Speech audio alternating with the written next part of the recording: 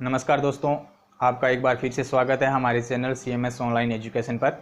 जैसा कि हम पहले कर रहे थे, हाई कोर्ट्स को पढ़ रहे थे, तो आज हम आगे की चर्चा स्टार्ट करते हैं हाई कोर्ट्स में और क्या क्या प्रावधान दिए गए हैं। ठीक है, तो देखिए हाई कोर्ट्स में हमने पढ़ लिया था न्यायाधीशों की नियुक्ति के बारे में पढ़ लिया था, उन पर जो प्रतिबंध लगाए जाते हैं सेवानिवृत्ति के बाद वो पढ़ लिए थे, उनके वेतन भत्तों के बारे में भी पढ़ लिया था। तो आज हम बात करेंगे कि उनको पद से किस प्रकार हटाया जाता है। ठीक है, तो न्यायाधीशों को पद से हटाना, पद से किस प्रकार हटाया जा सकता है या पद से हटाने की हम बात करते हैं। तो देखिए जैसा हमने सुप्रीम कोर्ट में पढ़ा था, बिल्कुल वही प्रक्रिया यहाँ पर भी अपनाई जाती है कि किस प्रकार से न्यायाधीशों को, हाई कोर्ट के जो न्यायाधीश होते हैं उनको हटाया जा सकता है उनके पद से। ठीक है, तो देखिए दो आधार होते हैं इनको पद से हटाने के। पहला आधार क्या होता है, एक तो आता है सिद्ध कदाचार, सिद्ध कदाचार, और दूसरा आधार क्या होता है वो ध्यान रखिएगा, वो हो जाता है असमर्थता।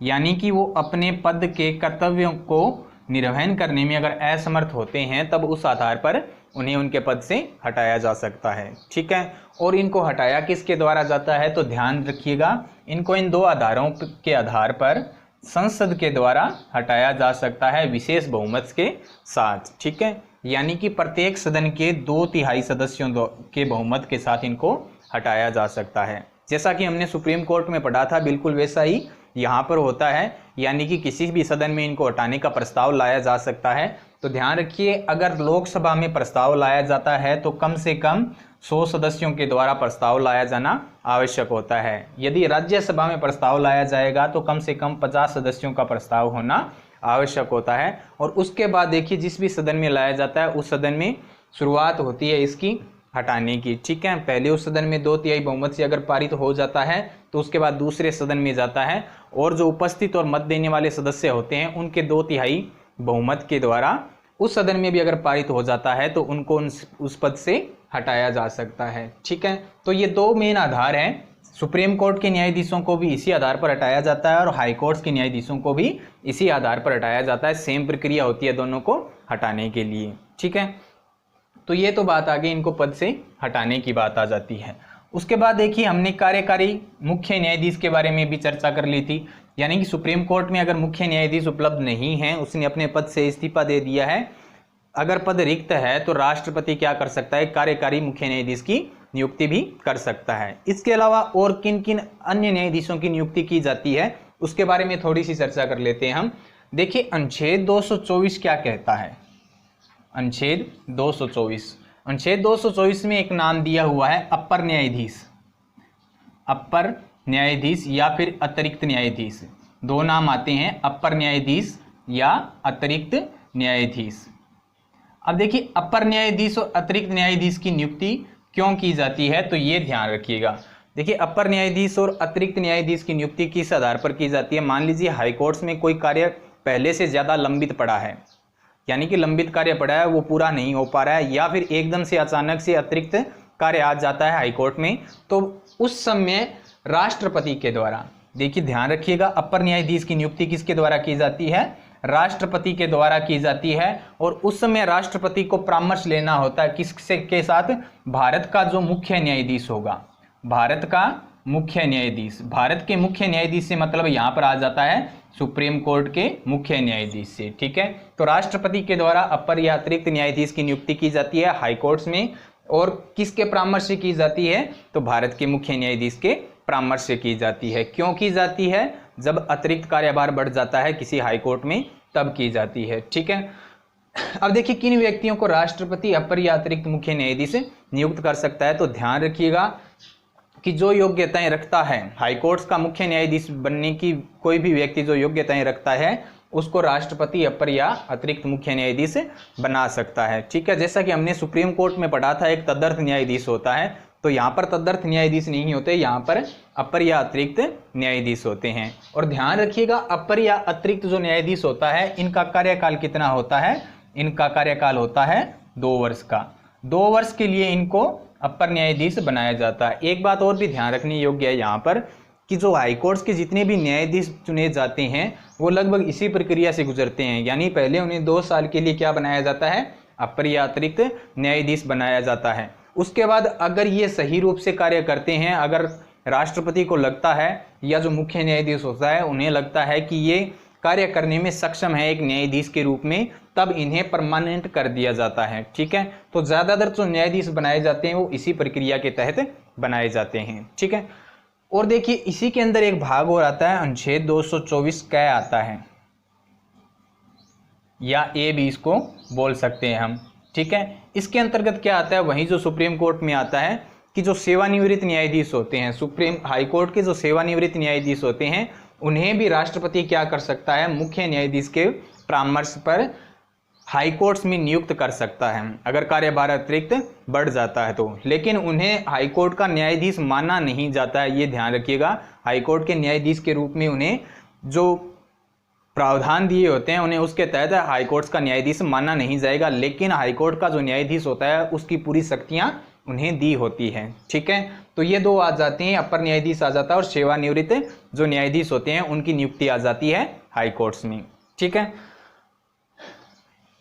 उसके बाद देखिए अगर हाई कोर्ट्स के हम कार्यों की बात करें या हाई कोर्ट्स की शक्तियों की बात करें तो उनकी हम बात कर लेते हैं। सबसे पहले देखिए जो प्रारंभिक अगर क्षेत्राधिकार की बात करते हैं या मूल अधिकारिता की बात करते हैं हाई कोर्ट्स के, तो ध्यान रखिएगा वो क्या आता है, हमने पढ़ा था कि अनुच्छेद 32 के तहत, अनुच्छेद 32 के तहत कौन, सुप्रीम कोर्ट क्या करता है, मूल अधिकारों की रक्षा करता है। ठीक है, अनुच्छेद 32 के तहत 5 प्रकार की रीट जारी कर क्या करता है, सुप्रीम कोर्ट मूल अधिकारों की रक्षा करता है। तो उसी प्रकार से अनुच्छेद 226 के तहत हाई कोर्ट क्या करता है, रीट जारी करता है। ध्यान रखिएगा हाई कोर्ट 6 प्रकार की रीट जारी कर सकता है, सुप्रीम कोर्ट से ज्यादा शक्ति होती है हाई कोर्ट के पास रीट जारी करने की। ठीक है, मूल अधिकारों की रक्षा के लिए 6 प्रकार की रीट जारी कर सकता है। सुप्रीम कोर्ट केवल मूल अधिकारों के संबंध में ही रीट जारी कर सकता है, जबकि हाई कोर्ट जो अन्य विधिक अधिकार होते हैं उनके संबंध में भी रीट जारी कर सकता है। ठीक है,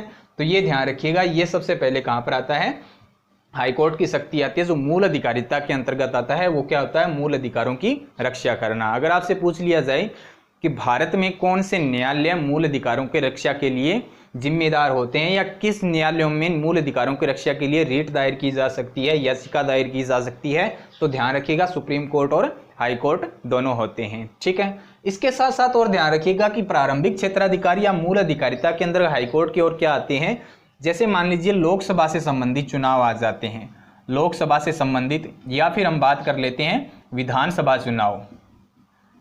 ठीक है, लोकसभा और विधानसभा से संबंधित चुनाव के जो भी मामले होते हैं जिन पर विचार किया जाता है, सुनवाई की जाती है, वो भी सीधे कहां पर सुने जाते हैं, हाई कोर्ट्स में सुने जाते हैं। ठीक है, तो ध्यान रखिएगा एक तो मूल अधिकारों से संबंधित का मूल अधिकारिता आ जाती है, साथ ही साथ कौन से आ जाती हैं, लोकसभा और विधानसभा के जो भी विवाद होते हैं वो सीधे कहां पर सुने जाते हैं, हाई कोर्ट्स में सुने जाते हैं। ठीक है, उसके बाद ध्यान दीजिए, एक हमने पढ़ा था सुप्रीम कोर्ट में कि सुप्रीम कोर्ट को अगर लगता है, सुप्रीम कोर्ट में क्या था कि अगर मान लीजिए किन्हीं दो न्यायालयों में, दो हाई कोर्ट्स में एक जैसे ही मामले चल रहे हैं, जैसे मान लीजिए एक अपना आ गया जयपुर हाई कोर्ट आ गया, ठीक है, दूसरा चंडीगढ़ हाई कोर्ट आ गया, इन दोनों में अगर कोई एक जैसे मामले लंबित है जो चल रहे हैं, तब सुप्रीम कोर्ट क्या कर सकता है कि दोनों के मामले या तो अपने पास मंगवा सकता है या फिर क्या कर सकता है, दोनों को एक ही कोर्ट में ट्रांसफर कर सकता है। यानी जयपुर में जो मामला चल रहा है उसे चंडीगढ़ में भी ट्रांसफर कर सकता है या फिर चंडीगढ़ का जयपुर में भी ट्रांसफर कर सकता है। ठीक है, तो देखिए यहाँ पर क्या है, हाई कोर्ट्स की अगर हम बात करते हैं तो हाई कोर्ट्स अपने जो मामले होते हैं, अपने अधीनस्थ जो भी न्यायालय होते हैं, जैसे जिला न्यायालय होते हैं, तो उनके मामलों को दूसरे न्यायालय में ट्रांसफर नहीं कर सकता। लेकिन ध्यान रखिए कि अनुच्छेद 228 के तहत हाई कोर्ट्स के पास ये शक्ति है कि वह अपने अधीनस्थ मामलों को, अधीनस्थ न्यायालयों से, जो भी अधीनस्थ न्यायालय होते हैं उनके पास से कोई भी मामला अपने पास मंगवा सकता है जो लंबित होता है वहां पर। अगर हाईकोर्ट को ये लगता है कि इस मामले की सुनवाई निचली अदालत में या फिर जो सत्र न्यायालय होते हैं, जो जिला न्यायालय होते हैं, वहां पर नहीं होनी चाहिए, हाईकोर्ट्स में इनकी सुनवाई होनी चाहिए, जो संविधान की व्याख्या से संबंधित कोई पर्सन अगर इनमें निहित होता है, तो अनुच्छेद 228 के तहत हाईकोर्ट अपने अधीनस्थ आने वाले सभी न्यायालयों से कोई भी मामला अपने पास मंगवा सकता है। ठीक है, उसके बाद देखिए अनुच्छेद अगर 227 की हम बात करते हैं, अनुच्छेद 227 की अगर हम बात करते हैं तो अनुच्छेद 227 में क्या दिया गया है? अनुच्छेद 227 में ये दिया गया है कि हाईकोर्ट जो है अपने जितने भी अधीनस्थ न्यायालय आते हैं, मतलब हाईकोर्ट से नीचे जितने भी न्यायालय होते हैं उनका अधीक्षण कर सकता है, उनका अधीक्षण कर सकता है। अधीक्षण का मतलब क्या हो गया? सुपरविजन कर सकता है, उनका निरीक्षण कर सकता है। यानी कि मान लीजिए सुप्रीम कोर्ट का हाई कोर्ट का जो भी मुख्य न्यायाधीश होता है या फिर अन्य न्यायाधीश होते हैं, वो अगर किसी भी जिले में जाते हैं तो वहाँ पर देख सकते हैं कि उनके जो अधीनस्थ न्यायालय होते हैं, जो जिला न्यायालय होते हैं, वो ठीक रूप से कार्य कर रहे हैं या नहीं, या फिर उनके केस से संबंधित भी जांच कर सकता है, उनकी फाइलों को भी संभाल सकता है, उनकी भी जांच कर सकता है। यानी कि हाईकोर्ट के पास पूरी शक्ति होती है अपने अधीनस्थ न्यायालयों के अधीक्षण की। ठीक है, तो ये सब आता है अनुच्छेद 227 के अंतर्गत। अब देखिए, हाईकोर्ट में केवल न्यायाधीश नहीं होते हैं, कुछ अन्य अधिकारी भी होते हैं, जैसे स्टेनो आ गया, स्टेनोग्राफर भी होते हैं, लिपिक वर्ग के भी होते हैं, एलडीसी वगैरह भी होते हैं, या फिर कोई अन्य अधिकारी भी होते हैं। तो ध्यान रखिएगा, अनुच्छेद अगर हम 229 की बात करते हैं, अनुच्छेद 229 के तहत क्या होता है कि जो सेवा शर्तें होती है, जो अन्य अधिकारी होते हैं हाई कोर्ट्स में, जो भी अन्य अधिकारी होते हैं, उनकी सेवा शर्तें निर्धारित करने का काम किसका है? सेवा शर्तें। सेवा शर्तें और प्लस में क्या आ जाएगा? नियुक्ति। जो अन्य अधिकारी होते हैं उनकी सेवा शर्तें निर्धारित करने का काम भी किसके पास होता है? हाई कोर्ट्स के पास होता है। हाई कोर्ट का मतलब क्या आ जाएगा? हाई कोर्ट का जो मुख्य न्यायाधीश होता है, जो चीफ जस्टिस होता है, उसके पास ये शक्ति होती है कि हाई कोर्ट के जितने भी अधिकारी होते हैं उनकी सेवा शर्तें तय कर सके, साथ ही साथ क्या कर सके? उनकी नियुक्ति कर सके। ठीक है, लेकिन व्यावहारिक रूप से क्या होता है? सारी शक्तियां तो किसके पास होती है? जो हाई कोर्ट का मुख्य न्यायाधीश होता है इसके पास होती है, लेकिन ये खुद नहीं करता, अपने अधीनस्थ जितने भी जो भी कोई न्यायाधीश होता है या फिर अधिकारी होता है उसको ये शक्तियां दे दी जाती है, और उसके द्वारा ही क्या की जाती है? हाई कोर्ट्स के जो अन्य अधिकारी होते हैं उनकी नियुक्तियां की जाती है। ठीक है, उसके बाद देखिए एक और अनुच्छेद की बात करते हैं हम, अनुच्छेद 233 की बात करते हैं। अनुच्छेद 233 में क्या दिया हुआ है? जो जिला न्यायाधीश होता है, कौन होगा? जिला न्यायाधीश। जिला न्यायाधीश होगा, इसकी नियुक्ति किसके द्वारा की जाती है? राज्यपाल के द्वारा की जाती है। ध्यान रखिएगा, जिला न्यायाधीश होता है उसकी नियुक्ति किसके द्वारा की जाती है? राज्यपाल के द्वारा की जाती है। लेकिन यहां पर ध्यान रखिएगा कि राज्यपाल जिला न्यायाधीश की नियुक्ति करते समय हाईकोर्ट से परामर्श अवश्य लेता है। यानी कि जब भी जिला न्यायाधीश की नियुक्ति की जाती है राज्यपाल के द्वारा, तो उस समय वह क्या करेगा? हाईकोर्ट का जो मुख्य न्यायाधीश होता है उससे परामर्श अवश्य करता है। ठीक है, अब देखिए अनुच्छेद 234 क्या कहता है? अनुच्छेद 234 में क्या लिखा गया है कि जिला न्यायाधीश को छोड़कर, जो जिला न्यायाधीश है इसको छोड़कर जिले में जो भी अन्य अधिकारी होते हैं, जो अन्य भी न्यायिक अधिकारी होते हैं, जिला न्यायाधीश को छोड़कर, जिला न्यायाधीश को छोड़कर जो अन्य न्यायिक अधिकारी होते हैं, अन्य न्यायिक अधिकारी होते हैं, उनकी नियुक्ति किसके द्वारा की जाएगी? राज्यपाल के द्वारा की जाएगी। ठीक है, इनकी नियुक्ति किसके द्वारा की जाती है? राज्यपाल के द्वारा की जाती है। और राज्यपाल इस संबंध में किससे परामर्श लेगा या सहायता लेगा? तो ध्यान रखिएगा, जो स्टेट पीएससी होता है, स्टेट पीएससी क्या आ जाएगा? जो राज्य लोक सेवा आयोग होता है, एक तो उसकी सहायता लेगा, साथ ही साथ किससे परामर्श करेगा? हाई कोर्ट से भी परामर्श करता है। ठीक है, तो ध्यान रखिएगा, जिला न्यायाधीश की अगर हम बात करते हैं तो उसकी नियुक्ति किसके द्वारा की जाती है? राज्यपाल के द्वारा की जाती है। और इस संबंध में परामर्श किससे लेता है? हाई कोर्ट से परामर्श लेता है।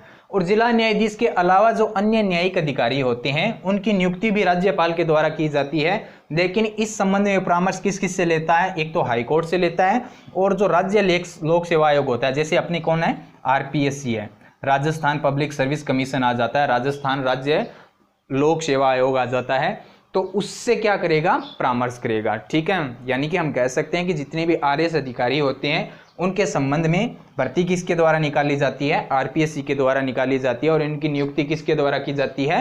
राज्यपाल के द्वारा की जाती है। साथ ही साथ इनमें से जो न्यायिक सेवा के अधिकारी होते हैं उनकी जब नियुक्ति राज्यपाल के द्वारा की जाती है तब हाई कोर्ट से वो परामर्श लेते हैं। ठीक है, तो ये आ जाती है हाई कोर्ट्स की सारी बातें आ जाती हैं। ठीक है, तो देखिए हाई कोर्ट्स में हमने क्या कुछ पढ़ लिया उस पर थोड़ी सी चर्चा कर लेते हैं। अब देखिए कुछ एक क्वेश्चन आते हैं, इंपॉर्टेंट आ जाते हैं। जैसे बात करते हैं हम, अगर योग्यताओं की बात की जाए, हमने सुप्रीम कोर्ट का जब न्यायाधीशों की योग्यताएं पढ़ी थी तो उसमें 3 योग्यताएं पढ़ी थी, और तीसरी योग्यता क्या आ जाती है, जो ऑप्शनल 3 थी। पहली क्या होनी चाहिए कि भारत का नागरिक होना चाहिए, बाकी जो 3 थी उनमें से एक होनी चाहिए। उसमें से एक वहां पर यह भी था कि कोई भी व्यक्ति जो राष्ट्रपति की नज़र में पारंगत विधिवेत्ता होता है उसे राष्ट्रपति क्या कर सकता है, सुप्रीम कोर्ट में न्यायाधीश नियुक्त कर सकता है। लेकिन हाई कोर्ट के जब न्यायाधीशों की नियुक्ति की बात आती है तो उस संबंध में ऐसा कुछ भी नहीं दिया गया है। ठीक है। दूसरी बात क्या आती है, अगर हम बात करें तदर्थ न्यायाधीशों की, तदर्थ न्यायाधीशों की बात करते हैं तो ये केवल सुप्रीम कोर्ट में नियुक्त किए जाते हैं राष्ट्रपति के द्वारा। ठीक है। जबकि अपर न्यायाधीशों की अगर हम बात करते हैं तो अपर न्यायाधीश कहां पर नियुक्त किए जाते हैं, हाई कोर्ट्स में नियुक्त किए जाते हैं। तदर्थ कहां पर नियुक्त किए जाएंगे, सुप्रीम कोर्ट में। अपर न्यायाधीश कहां पर नियुक्त किए जाएंगे, हाई कोर्ट्स में नियुक्त किए जाते हैं। ठीक है। तो ये चीजें याद रखिएगा। और दूसरी बात क्या आती है, अगर बात करते हैं हम जो अधिकारी होते हैं, हाई कोर्ट्स के जितने भी अधिकारी होते हैं उनकी नियुक्ति किसके द्वारा की जाती है, तो ध्यान रखिएगा उनकी नियुक्ति किसके द्वारा की जाती है, हाई कोर्ट्स का जो मुख्य न्यायाधीश होता है उसके द्वारा नियुक्ति की जाती है। सेवा शर्तें भी उसी के द्वारा, हाई कोर्ट के मुख्य न्यायाधीश के द्वारा निर्धारित की जाती है। ठीक है। लेकिन यहाँ पर ध्यान रखिएगा उनसे संबंधित जो भी पेंशन आती है या फिर उनकी जो सैलरी की बात करते हैं हम, तो वो सारी निर्धारित करने का अधिकार किसके पास होता है, राज्यपाल के पास होता है। राज्यपाल का अनुमोदन होना आवश्यक होता है उसमें। ठीक है। तो ये था आज का हमारा टॉपिक हाई कोर्ट, जो यहीं पर कंप्लीट होता है। अगली क्लास में, नेक्स्ट क्लास में इससे संबंधित कुछ क्वेश्चन हम लेकर आएंगे, तो उनको सोल्व करने का हम प्रयास करेंगे, कुछ अच्छे क्वेश्चन लेकर आएंगे। धन्यवाद।